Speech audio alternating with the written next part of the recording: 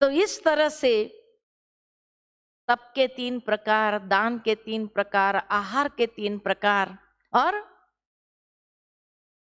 और यज्ञ के 3 प्रकार, मन वचन कर्म के 3 प्रकार के तप, इतना सुंदर स्पष्ट हर एक बात को समझाया। और फिर 18वां अध्याय के जहां उसका एसेंस, उपसंहार, संन्यास की सिद्धि के विषय में, त्याग का अर्थ और मानवीय चेतना तथा कर्म पर प्रकृति के गुणों का प्रभाव समझाते हैं। इस अध्याय में वर्णित संकेत हमारे आंतरिक व्यक्तित्व का बोध कराता है। 18वां अध्याय भी पूरा आईना है भीतर से अपने आप को देखने का। समय प्रति समय हम इन सूचकों के आधार पर अपने व्यक्तित्व का अवलोकन करें और देखें कि वह सात्विक है, राजसिक है या तामसिक है, और स्वयं को परिवर्तन करें। भगवत गीता की महिमा तथा उसके चरम निष्कर्ष को समझाते हैं कि धर्म का सर्वोच्च मार्ग परमात्मा की शरणागति है, जो पूर्ण प्रकाश प्रदान कराने वाला और मनुष्य आत्मा को वापस जाने की शक्ति प्रदान कर। इस संसार से जब जाना ही है तो कैसे जाना चाहिए, वो शक्ति भी प्रदान करता है। और इस तरह से देखें, क्योंकि सबसे लंबा अध्याय भगवत गीता के अंदर अंतिम अध्याय और दूसरा अध्याय जो 78 श्लोकों का है, बाकी सभी छोटे छोटे अध्याय हमने देखे, 20 श्लोक का, 24 श्लोक का, ऐसे भी देखे जो लास्ट वाले अध्याय थे वो। तो प्रथम श्लोक से लेकर 12वें श्लोक तक संन्यास और त्याग का आधार एवं प्रकार, 13वें श्लोक से लेकर 17वें श्लोक तक कर्म मात्र की सिद्धि में 5 कारण, 18वें श्लोक से लेकर 28वें श्लोक तक ज्ञान, कर्म और कर्ता गुण भेद के 3 प्रकार, सात्विक, राजसिक, तामसिक, 29वें श्लोक से लेकर 35वें श्लोक तक बुद्धि और धारणा के 3 प्रकार। यहां भी हर बात के 3-3 प्रकार जरूर दिए हुए हैं। 36वें श्लोक से लेकर 39वें श्लोक तक 3 प्रकार के सुख बताए गए हैं। 40वें श्लोक से लेकर 48वें श्लोक तक वर्ण धर्म के स्वभावजन्य कर्म बताए गए हैं। और 49वें श्लोक से लेकर 54वें श्लोक तक स्वधर्म युक्त कर्म और ज्ञान की पराकाष्ठा का आधार क्या है। 55वें श्लोक से लेकर 66वें श्लोक तक परमात्मा के निर्देश अनुसार कर्म और शरणागति है। और 67वें श्लोक से लेकर 78 के 78वें श्लोक तक गुह्य गीता ज्ञान का महत्व और उसकी उपलब्धि क्या है, उसको समझाया है। इस तरह से अर्जुन भगवान से प्रश्न पूछता है कि हे भगवान, संन्यास और त्याग दोनों में अंतर क्या है और उसका यथार्थ स्वरूप क्या है। त्याग किसको समझना चाहिए और संन्यास माना क्या है। कितना गुह्य सवाल है, सवाल भी बहुत गुह्य है। और भगवान कहते त्याग 3 प्रकार के हैं। जो नियत कर्म को कर्तव्य समझकर इसमें आसक्ति और फल को त्यागता है, वह सात्विक त्याग कहलाता है। कर्तव्य जरूर है, लेकिन नियत कर्म और कर्तव्य समझकर उसको त्याग करना, फल को भी त्यागता है, वो सात्विक त्याग है। जो नियत कर्म को दुख समझकर या शारीरिक कष्ट के भय से त्याग करता है, वह राजसिक त्याग है। कई बार जब किसी को पता चलता है कि भाई ये बुरा भोजन या ये शराब, ये जो व्यसन है उससे मुझे कैंसर हो गया या ये हो गया, अब बहुत कष्ट भोगना पड़ेगा। तो जहां दुख की प्राप्ति हुई और शारीरिक कष्ट का अनुभव हुआ और छोड़ दिया, तो ये त्याग राजसिक त्याग है। और तामसिक त्याग किसको कहा? जिसमें फल की प्राप्ति नहीं होती है और जो नियत कर्म को मोहवश त्याग करता है, वह तामस त्याग है। जैसे कि आज एक मां है और उसका बच्चा है, मोहवश और नियत कर्म है, बच्चे के प्रति उसका एक कर्तव्य है, रात भर जागती है, तो उसने नींद का त्याग किया। तो ये त्याग जहां मोहवश है और त्याग किया, तो ये तामस त्याग है। इसलिए कहा कि त्याग भी 3 प्रकार के हैं। कि सात्विक त्याग में जहां कर्तव्य नियत कर्म समझते हुए फल का त्याग करना, वो सात्विक त्याग है। जहां कष्ट महसूस हुआ और त्याग किया, वो राजसिक त्याग है। और मोहवश होकर के अगर कुछ त्याग किया, तो वो तामस त्याग है। संपूर्ण कर्म का त्याग संभव नहीं है, परंतु जो कर्म फल त्याग करता है वह शुद्ध संन्यास, वो शुद्ध संन्यास है। इसे संन्यास की चरम उत्कृष्ट अवस्था कहते हैं। बहुत ऊंची अवस्था है।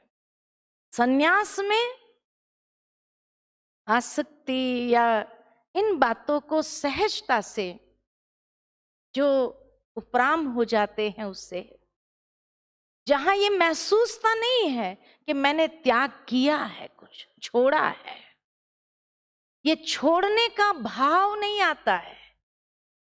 आज कई लोग हमें भी कहते हैं, बहन जी आप लोगों ने कितना कुछ त्याग। हमने कुछ त्याग किया ही नहीं, हमें महसूस ही नहीं होता है।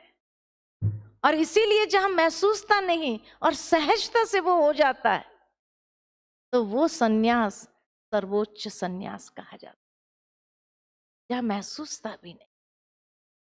क्योंकि हमें ये मालूम है कि जो आज मनुष्य सोच रहा है, उससे तो उसको दुख ही मिल रहा है। फिर यहां भगवान अर्जुन को कहते हैं, भरत श्रेष्ठ अर्जुन, मन वाणी कर्म से कोई भी कर्म मनुष्य नीति सम्मत या नीति विरुद्ध करता है, उसके ये 5 कारण हैं। और 5 कारण कौन से हैं कर्म के, उसको देखो कितना सुंदर ढंग से बताया है। अधिष्ठान यानी क्षेत्र, स्थान या शरीर, जो स्थान है कर्म करने के लिए, तो ये 5 चीजें उसमें इंक्लूड होती है कर्म करने के लिए। एक तो अधिष्ठान माना क्षेत्र, स्थान या शरीर। दूसरा उसमें कर्ता चाहिए, करने वाला। तो मन से प्रेरित होकर के आत्मा करता है। करण चाहिए, अर्थात भिन्न भिन्न साधन जो उसमें लगे हुए हैं, ये इंद्रियां। बिना इंद्रियों तो कोई कर्म होता नहीं है। तो शरीर भी चाहिए, मन प्रेरणा देने वाला भी चाहिए, प्रेरित करने वाला इंद्रियों को।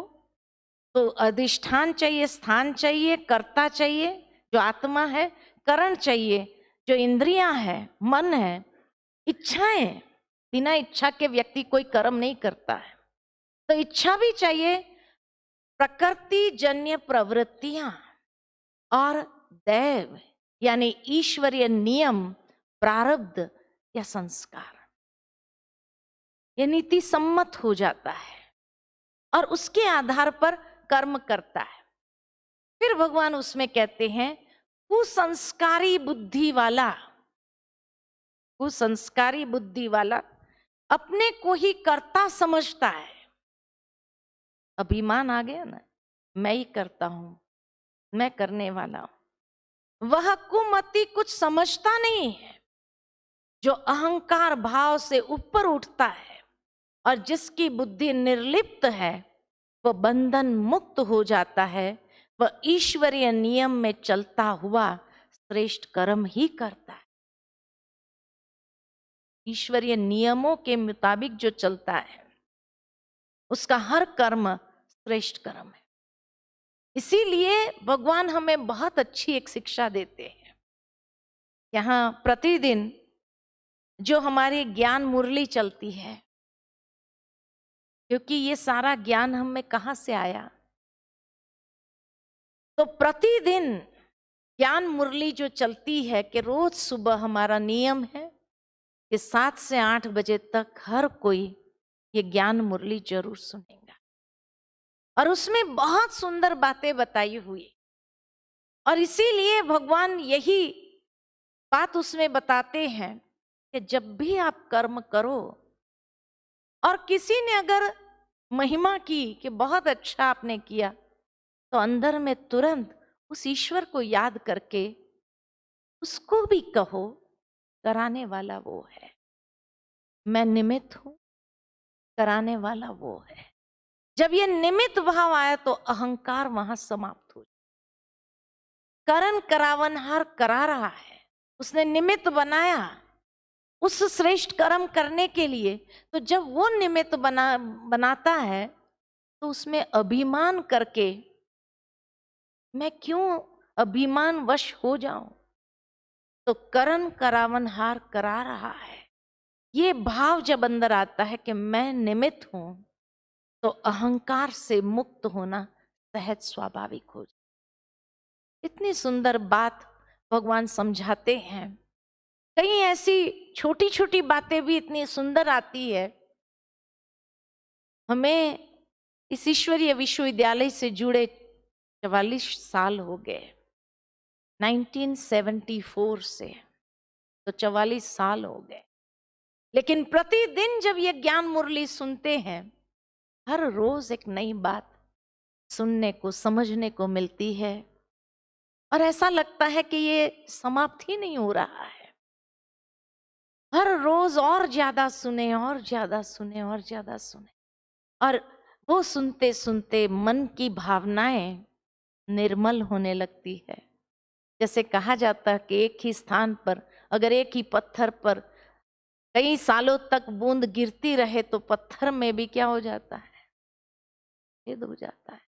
तो अब सोचो, वो ज्ञान अमृत रोज मिलता रहे, रोज गिरता रहे, तो बुद्धि भी कैसी हो जाएगी, वो मन भी कैसा हो जाएगा, वो स्थान कैसा हो जाएगा, ये शरीर कैसा हो जाएगा, वो आत्मा कैसी हो जाएगी, और ये इंद्रियां कैसी होने लगेगी।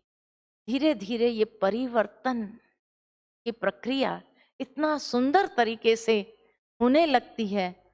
और जैसे आप लोगों में से कईयों ने कहा, हम ऐसे महसूस करते हमारी बैटरी चार्ज हो गई। चार्ज हो गई, बैटरी चार्ज हुई। कैसे होती है बैटरी चार्ज? देखो, दुनिया के अंदर रिचार्जेबल बैटरीज आती है, और जब उसको यूज करो बैटरी डिस्चार्ज हो जाती है, फिर उसको चार्जर में रखो, रिचार्ज हो जाती है।